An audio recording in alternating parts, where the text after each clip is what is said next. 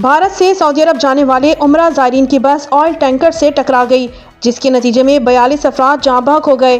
عرب media کے مطابق عمرہ کے لیے سعودی عرب میں موجود زائرین پیر کی صبح ایک بس میں مکہ سے مدینہ منورہ جا رہے تھے، جہاں ان کی بس ایک آئل ٹینکر سے ٹکرا گئی، جس کے بعد دونوں گاڑیوں میں آگ لگ گئی۔ رپورٹ کے مطابق بس میں 42 سے 45 افراد سوار تھے، جن کا تعلق بھارتی ریاست تلنگانہ کے شہر حیدرآباد سے تھا، اور ان عمرہ زائرین میں خواتین اور بچے بھی شامل تھے۔ عرب میڈیا کے مطابق بس اور آئل ٹینکر میں تصادم کے بعد بھڑکنے والی آگ سے ہلاکتوں کا خدشہ ظاہر کیا جا رہا ہے، جبکہ سعودی حکام امدادی کارروائی کر رہے ہیں۔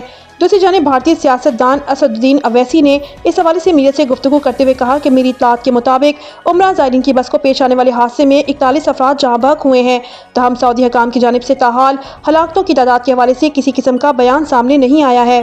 مزید خبروں اور اپڈیٹس کے لیے ہمارے ساتھ رہیے۔ اللہ نگہبان۔